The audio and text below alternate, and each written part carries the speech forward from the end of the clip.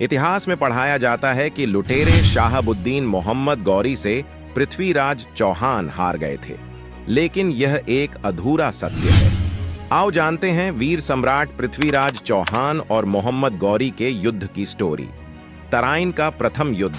हमारे इतिहास में यह पढ़ाया जाता है कि मोहम्मद गौरी ने चौहान वंश के सम्राट पृथ्वीराज चौहान को तराइन के दूसरे युद्ध में हरा दिया था, लेकिन यह नहीं पढ़ाया जाता है कि पहली लड़ाई में क्या हुआ।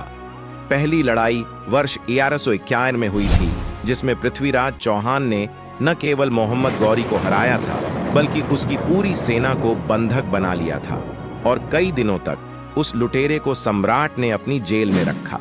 बाद में उसे और उसकी सेना पर दया करके उसे छोड़ दिया गया और उसे उसके देश लौटने का मौका दिया।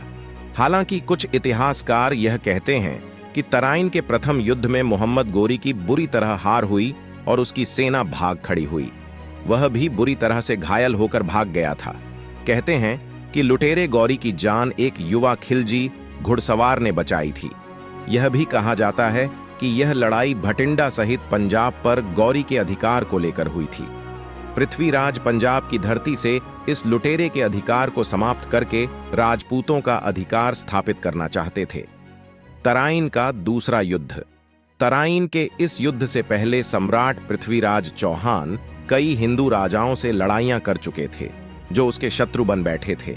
चंदेल राजाओं को पराजित और जयचंद्र के साथ होने वाले संघर्ष में उसके कई वीरों को वीरगति प्राप्त हुई थी। फिर भी पृथ्वीराज चौहान ने अपनी सेना को मजबूत बना रखा था।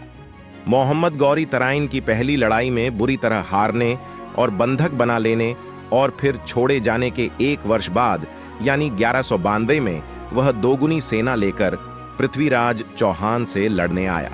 हालांकि तब भी पृथ्वीराज चौहान को वह हरा नहीं सकता था, लेकिन इस दूसरे युद्ध में उसे कन्नौज के गद्दार राजा जयचंद का साथ मिला। जयचंद ने दिल्ली की सत्ता को हथियाने के लालच में एक क्रूर और धोखेबाज लुटेरे से हाथ मिला लिया। उसने मोहम्मद गौरी को न केवल अपनी सैनी दी, बल्कि पृथ्वीराज चौहान के पड़ाव और सेना की सूचना भी थी। मोहम्मद गौरी ने जयचंद के कहने पर धोखे से पृथ्वीराज की सेना पर रात में सोते हुए सैनिकों पर हमला कर दिया। युद्ध में खूब रक्तपात बहा और अंततः धोखे से उसने यह जीत हासिल कर ली। लेकिन पृथ्वीराज चौहान पर जीत हासिल करने के बाद मोहम्मद गौरी ने जयचंद को भी मार दिया। बाद में गौरी ने अजमेर पर चढ़ाई कर दी और वहां के कई मंदिरों को तोड़ दिया और खूब लूटपाट मचाई। कैसे वीर गति मिली सम्राट पृथ्वीराज चौहान को? पृथ्वीराज चौहान का निधन कैसे हुआ, यह अज्ञात है। कहते हैं कि कुछ समय तक पृथ्वीराज को एक जागीरदार के रूप में राज करने दिया गया।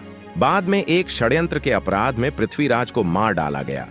कुछ का मत है कि उन्हें बंदी बनाकर गजनी ले जाया गया था और वहां उन पर बहुत अत्याचार किया गया। उनकी आंखें फोड़ दी गईं। उसके बाद उनकी मृत्यु हो गई। यह भी किंवदंती है कि पृथ्वीराज का दरबारी कवि और सखा चंद बरदाई भी गजनी गए थे। वहां उन्होंने अपने बुद्धि कौशल से पृथ्वीराज चौहान द्वारा मोहम्मद गौरी का संहार कराकर उससे बदला ले लिया था। फिर मोहम्मद गौरी के सैनिकों ने उन सभी को मार डाला। और ऐसे ही इतिहास के बारे में जानने के लिए आप हमारे चैनल फैक्ट वीडियोज 09 को लाइक और सब्सक्राइब करें। धन्यवाद।